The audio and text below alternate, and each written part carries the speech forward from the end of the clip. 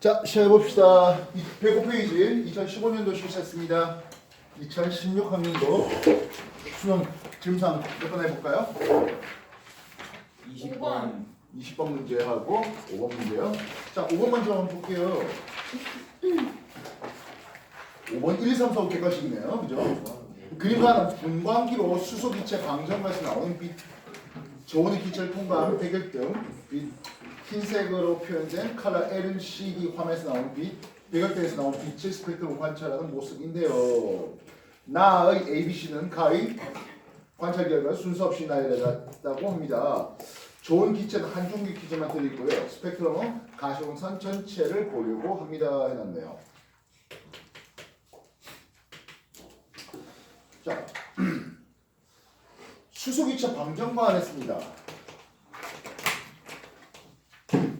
수소기체 방정관에서 나온 빛은 발머 계열로서 650나노에 한 번, 그 다음에 480나노에, 430나노에, 410나노에 찍 나오지는 그런 놈들을 봐야 되겠죠.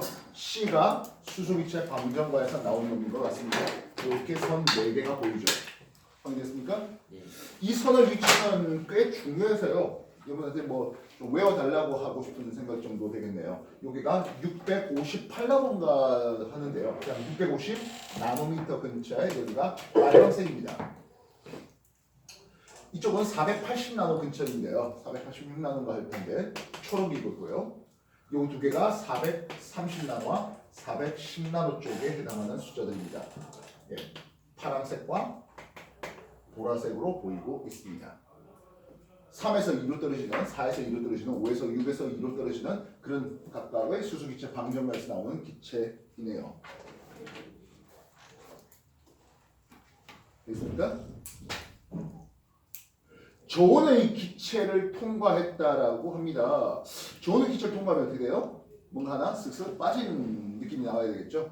네. 이해했어요? 그렇게 전체 스펙트럼에서 뭔가 하나 빠졌다 하니까 B가 괜찮은 것 같습니다. 그죠? 그래서 B가 저온의 기체를 통과해봤잖아라고 얘기할 수가 있겠습니다. 됐습니까?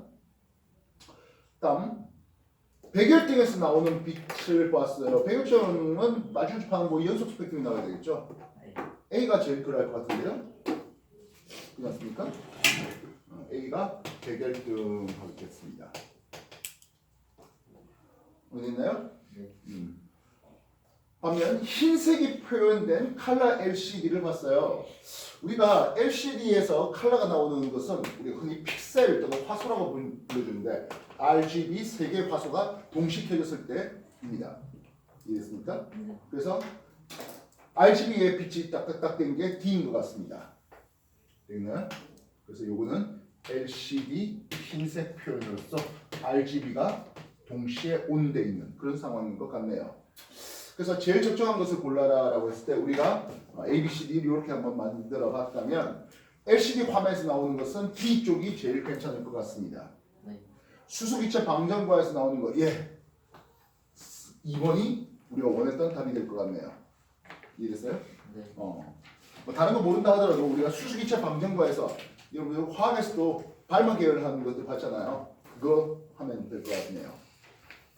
백열등에서 나올 것은 아무래도 연속 스펙트럼이 나왔어야 될 것 같고요. 좋은 기체는 수소 기체들이 있었으니까 하는데 수소의 방출성과 이 좋은 기체의 흡수성 위치가 서로 다릅니다. 그래서 수소는 아니다라고 얘기할 수 있겠죠. 이렇게 수소가 특정 선만 띵띵 나올 수 있었던 것은 모든 에너지를 가지고 있었던 건 아니다. 수소 에너지 준위가 불연속했기 때문이다. 이렇게 표현할 수 있어야 되겠죠. 됐습니까? 또 느낌의 23이 돌림이 묵은데요. 네. 세페이지. 예, 세페이드에서도 많이 봤던 문제지 않을까 싶습니다. 그죠? 참고로 세페이드 있던 문제라기보다는 이 문제 세페이드가 싫은 거예요. 이게 문제죠. 자, 받침대 위에 놓여 있는데요. 크린의 길이가 전체 18L의 길이라고 하고 있습니다. 확인됐습니까? 네. 그러니까 당연히 9L 되는 거리에 무게 중심이 있을 것이다 되겠죠? 이때 크레인의 무게는 질량 m이었습니다. 알겠습니까? 이쪽에서 한 5L 되는 거리에서 L의 폭을 가지는 물체가 이런 식으로 놓여 있네요. 알겠습니까? 그럼 여기까지 길이가 얼마죠? 9L 하니까 이게 3L 거리가 되는 것 같습니다. 네. 그지? 이해됐습니까? 그리고 이 아래쪽으로 이런 식으로 놓여 있고요. 이쪽 끝에 질량이 4m짜리가 놓여 있고 맞습니까? 안 보여. 6m이네. 그리고 이쪽에서 x 하면서 여기가 4m이 놓여 있습니다. 문제 확인되겠습니까? 네. 그러면서 이제 무슨 얘기를 합니까 하면 요 4m짜리가 왔다리 갔다리 하는 와중에서 평형을 유지할 수 있는 최소와 최대의 차이를 물어달라고 합니다. 이랬어요? 이 밑줄 한번 생각해 봅시다. 이 x가 최소가 됐다는 뜻은 무엇입니까 하면 이것보다 더 왼쪽으로 넘어가면 요 너머의 점이 기준으로 반시계 방향으로 돌 거다라는 생각을 해줄 수 있겠죠. 이 x가 왼쪽으로 최소 길이보다 더 작아지면 요 점을 기준으로 돌 거다라고 말입니다. 새로운 친구들도 얘기했지만 이거 보면 뭐 답지가 있고 B에 또 빈자리가 더 있습니다. 뭐 정리할 게 있으면 그런 것들을 해주시면 되겠고요. 뭐 종이를 반절 정도 적으면 문제하고 같이 이런 것처럼 적을 수 있는 자료가 좀 나올 것 같습니다. 뭐고요? 처음 봐. 와, 동현아. 좋아요.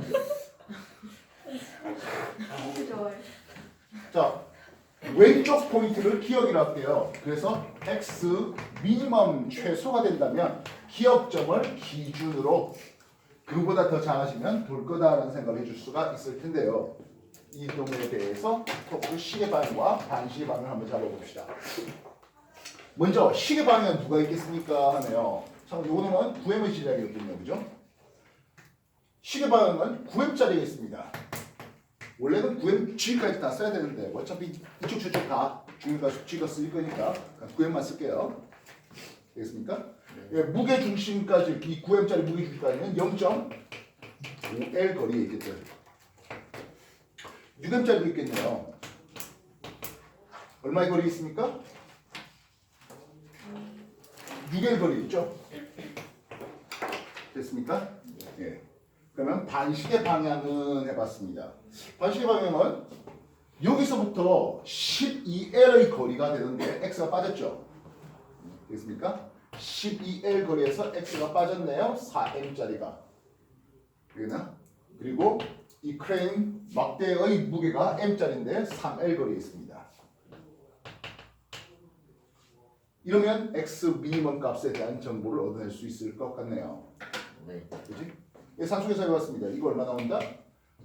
4.5 66 36이면 40, 그지? 40.5ml만큼 나옵니다. 네. 48ml 빼기 4mx 플러스 3ml니까 51 되겠죠. 됐습니까? 4mx 넘어가고 40.5 넘어와요. 10.5ml 이퀄 4mx가 됩니다. 그래서 x 미니멈 값은 4분의 10.5L 거리라고 쓸 수가 있습니다. 네. 여기까지 정리해 주십시오. 산수에서 영역일 뿐이에요. 소가 나오고 좀 귀찮아서 그렇지. 요 가운데 9m짜리도 뭐 길이 2L짜리 주고 하면 참 좋았을 텐데. 그래서 0.5L 뭐 쓰니까 좀 짜증나서 그렇지. 별거 없어요.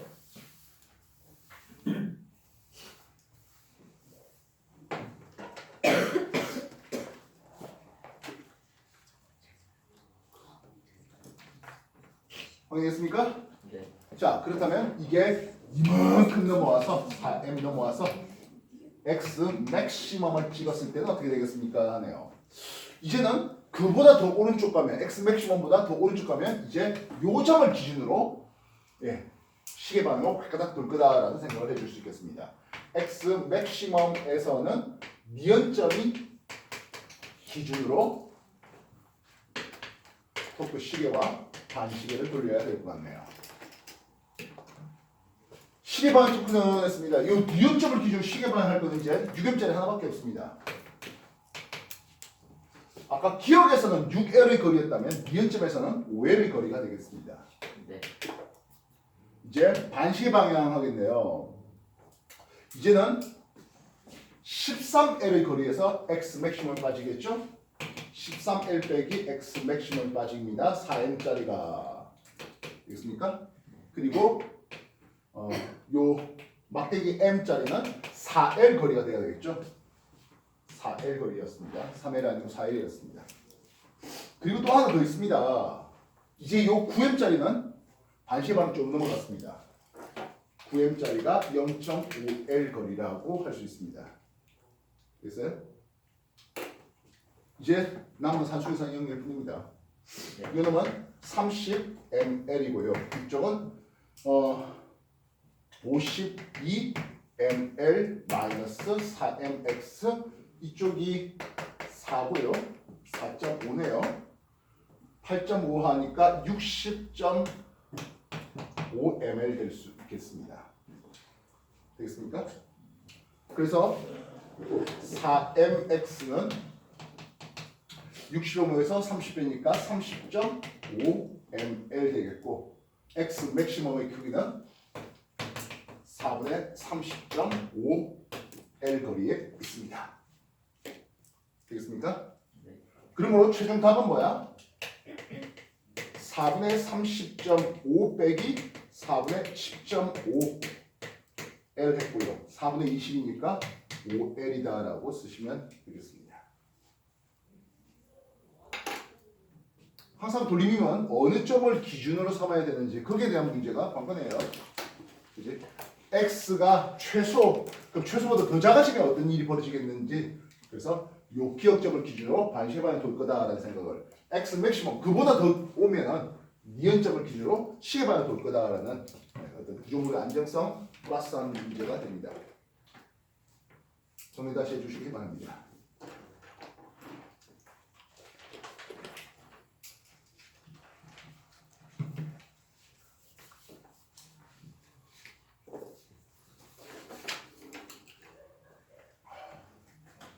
그러니까 새로운 친구한테 내가 이거 설명해줬죠. 참고로 새로운 친구라고 했는데 이름 몰라서 그래요. 이름 맞추기 시작해. 아이 하지 마요. 이름 맞추기. 아이씨 저기 추석부터 안 들어갔다고. 그러니까 이름이 헷갈리신 게 아니라 아예 이름 누가 있는지 모르겠어요. 대충은 기억. 아 미스는 알아요. 네, 얘는 모를 거야.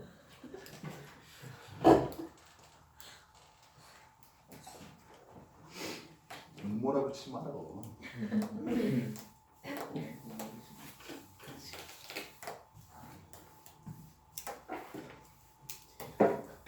자, 또 뭐가 무슨 질문이 더 필요합니까? 7번. 17번 문제요. 부력 문제네요. 다음 문제. 이제 부력가 들어가죠. 다음 주에 해야겠네. 네, 다음 주로 미룹시다. 그러면은 18번. 18번 문제요. 유체 다 다음 주로 미루겠습니다. 와, 좋다. 또 뭐 할까요? 이야, 선생님. 네. 15번에 이은이요. 자, 15번 한번 봅시다.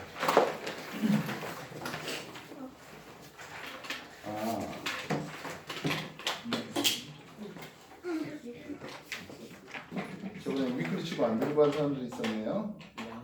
네. 박소윤, 아, 그다음에 김태영, 이줄리아. 네.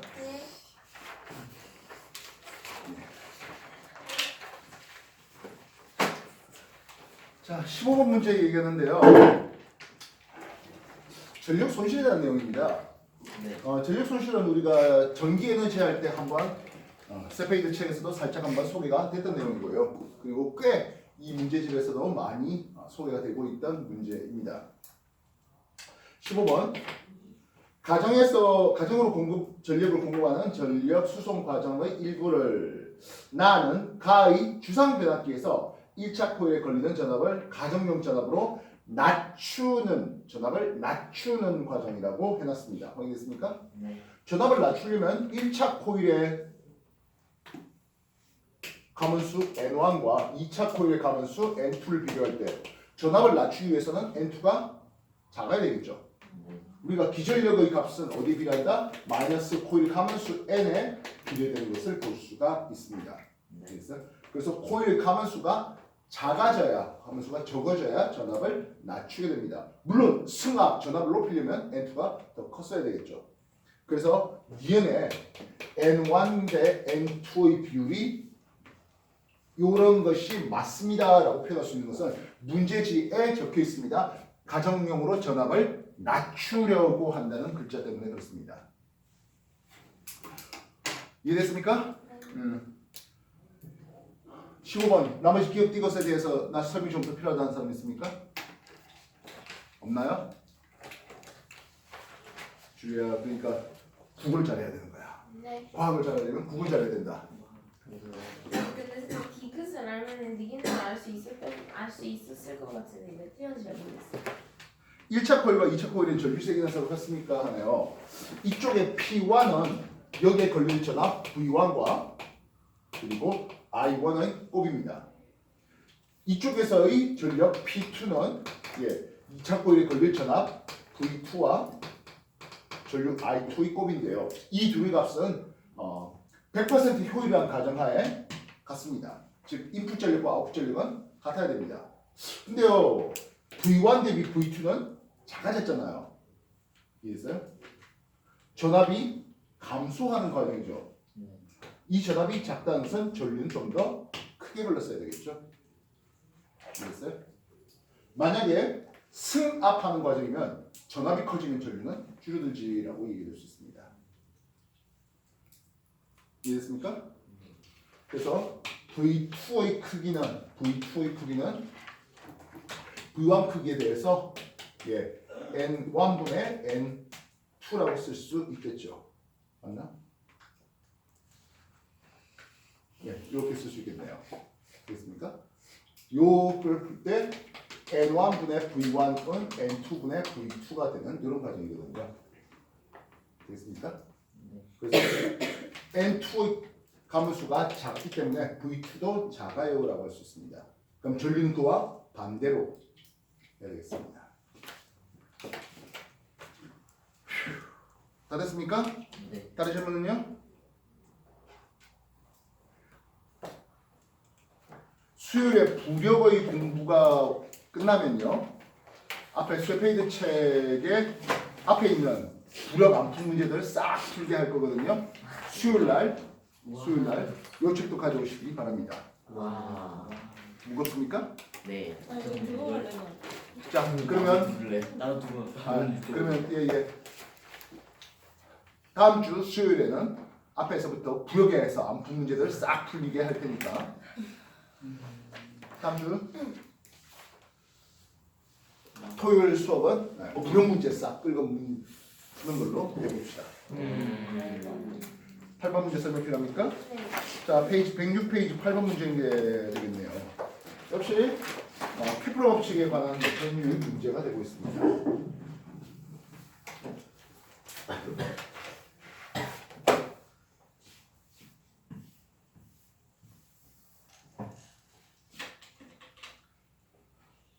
그림은 행성을 한 초점으로 타원 운동하는 위성 A와 같은 행성을 중심으로 원동하는 B를 나타냈습니다.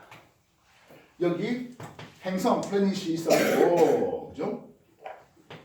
B는 반지름이 R이 되는 그런 원동을 하고 있었습니다. 위성 B는요, 여기가 Q점이라고 하네요. 되겠습니까? 점 P는 A가 행성부터 가장 가까이 지나간다고 합니다. 거리가 얼마? 2R이라고 하는 거리를 지나가는 게 P포인트입니다. 이때 공전 주기는 A가 B의 8배예요 했습니다. 여러분 케플러 제3법칙, 조합법칙이 뭐였습니까? 주기의 제곱과 장방면 상승이 비례합니다라는 게 이놈이었죠. 네. 그래서 지구였다면 1년의 제곱과 1AU의 상승이 비례로 볼 수 있습니다. 네. 미지행성 XY에 대해서 정수단위로 떨어질 것이 4AU의 8년의 제곱이 되고 있죠. 네. 그 다음 9의 상승과 27의 제곱이 정비되는 겁니다. 지금 B가 도는 거에 비해서 A가 돌 때 주기가 8배가 더 크다 했잖아요. 주기가 8배가 더 큰다는 것은 요 A의 장 반지름은 네. 4R 되겠죠. 네. B는 어차피 원도하니까 B의 장 반지름은 그냥 R이 되고 있습니다. 이해됐어요? 그래서 A의 장 반지름은 4R이다라고 쓸 수 있습니다. 장 반지름이 4R이면 A의 장 지름은 8R이다라고 써야 되겠습니다. 원점은 6R 거리에 있겠군요.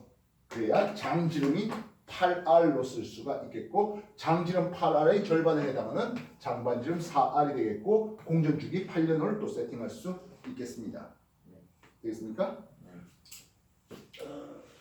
그래서 질문을 얘기하고 있습니다. A의 속력은 P점에서 제일 크다. 당연한 거죠. 여기가 뭔데? 근점이잖아. 네. A의 궤도 긴 반지름은 했습니다. 장반지름은 4R입니다. 네. 긴 지름이 8R이라고 했어야 되죠. 이해됐습니까? 네. A와 B가 각각 P점 그리고 Q점을 지나는 순간 가속도를 냈습니다. F 이꼴 뭔데? MA 할 건데 이때 F 이꼴 MA는 어차피 만유에 의해 알겠습니까? R제곱의 라젠 스몰은 됩니다. 그래서 가속도의 크기는 어디에 관심이 있습니까? 하면 거리에만 관심이 있습니다. 거리가 몇 배 차이 났죠? 2배 차이 났습니다. 가속도는 4배 차이가 날 것이겠습니다. 이해됐습니까? 되나요? 정해 주십시오.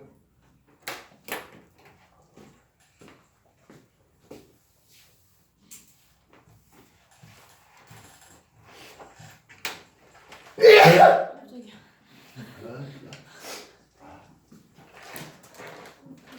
다른 질문 됐거든요? 없어요? 진짜요? 그 질문 없어요? 문제 체크 하나 해보십시오. 10번, 13번.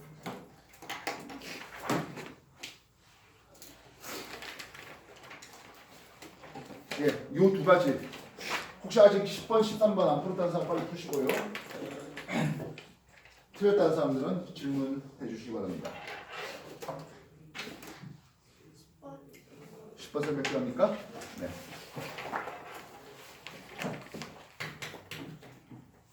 10번 보겠습니다.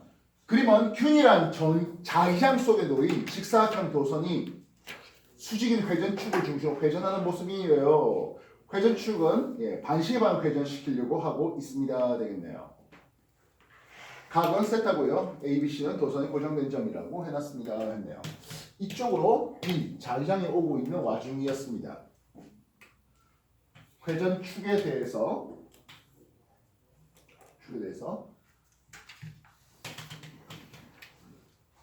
스몰 a, b, c 그리고 각도는 지금 당장 세타의 각도를 가지고 있습니다. 도선이 이루는 면을 통과한 자기선에서 모양했습니다. 세타의 고철하면 자기장이 통과돼요? 안 통과되죠. 네. 세타가 90도일 때 가장 많이. 많이 되겠죠. 그래서 도선 이루는 면을 통과하는 자기선 속은 세타 이꼴 0일 때 최대이다? 아니요. 최소다라고 해야 되겠습니다. 확인됐습니까? 네. 미연 세타가 45도일 때 유도 전류 방향을 했습니다. 자, 이게 어느 쪽으로 돕니까 하면 이렇게 반시계만 돕는 와중입니다. 45도라면 들어오는 자속이 많아지고 있는 상태입니다. 네. 많아지면 어떻게 해야 된다? 아. 반대로 돌려야 되겠죠. 네. 아니 다시 많아지는 것을 방해하기 위해서 오지마하고 돌려야 되겠습니다. 이렇게 돌아가겠습니다. 이해됐습니까? 네. 그 돌아가는 것을 살펴보면 유도전류 방향은 이런 방향이라고 쓸 수가 있겠네요. 이해됐습니까? 이거 했나? 네. 많아지고 오지 말라고 돌리면 예 그림상에서 이렇게 되겠죠. 됐어요? 그래서 이런 전자기 할 때는 머릿속으로 푸는 게 아니랬죠. 몸으로 좀 풀어달라고 했습니다. 그래서 A, B, C 방향으로 흐릅니까? 근데 A, B, C 방향으로 흐르네요.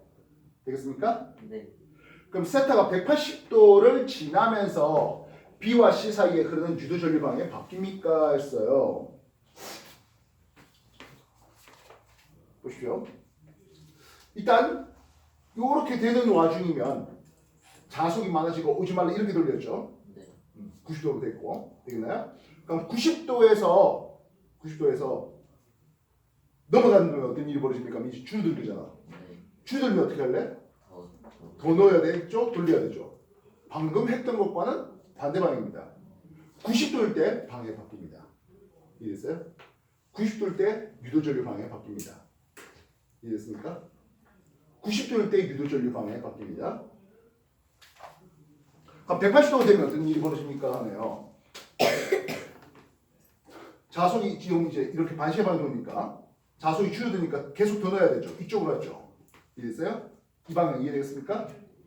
그 다음 다시 이렇게 되니까 많아지잖아요. 되겠어요? 많아지면은 오지 말라고 돌려야 되면 똑같은 방향이죠. 네. 이해됐어요? 네. 그래서 180도일 때는 유도전류 방향이 바뀐 게 아닙니다. 90도일 때 유도전류 방향이 바뀝니다. 그 말은 유도전류 방향이 바뀐다는 것은 순간 전류가 0이 되겠습니다. 이해됐어요? 90도일 때 순간 전류가 0입니다. 알겠나요? 유도전류 방향이 바뀐다. 유도전류 세기가 가장 작다. 0이다. 이렇게 해야 되겠다고요. 말씀하겠습니까? 몇 번 하다 보면 계속 이런 형식의 질문들이 나온대요. 물리 2에 들어가면 이런 쪽 부분이 이제 상호 유도하면서 또 나오게 되는 쪽에서도 막 꽤 많이 물어보게 됩니다.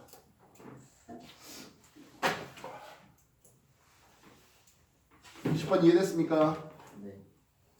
13번은 아마 뭐 정상파 쪽에 해당하지 않을까 싶은데요. 13번 문제 잘 풀었습니까? 13번 질문 더 없습니까? 13번 필요합니까? 예.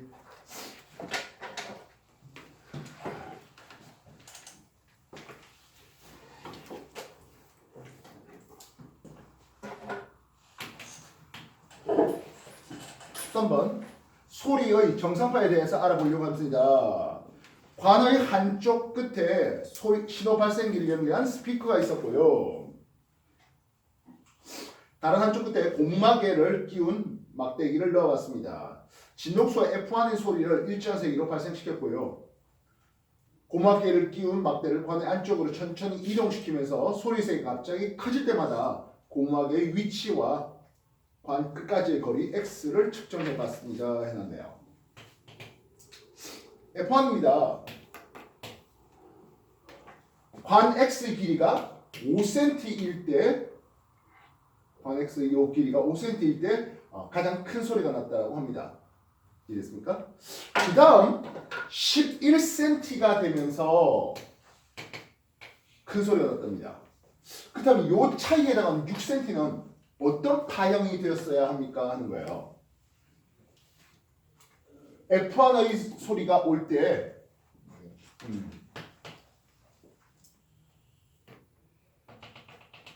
이렇게 된 거죠.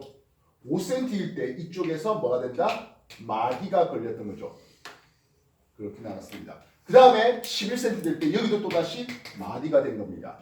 그러면 이 6cm라는 것이 결국엔 2분의 1 람다가 되는 거죠. 반판량이 됩니다. 그래서 람다 요놈은 12cm짜리다라고 하겠습니다. 음파 F1에 대해서는 말입니다. 그러면 F2의 진동수로 따지면 있습니다. 4cm일 때 가장 크게 들렸다고 합니다.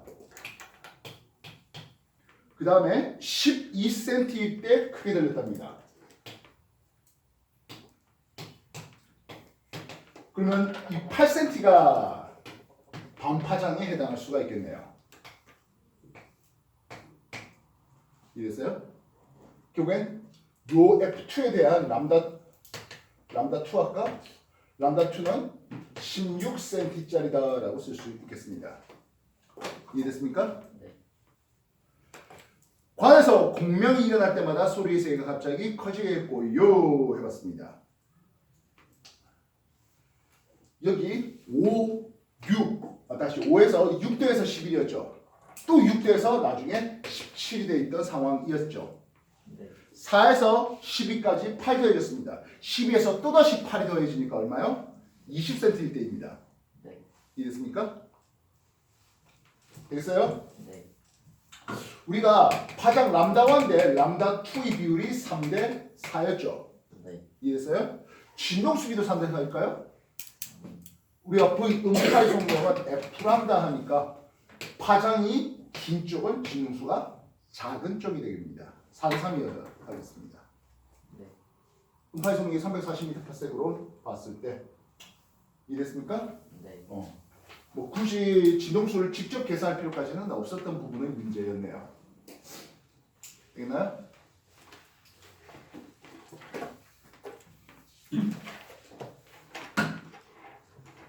아유.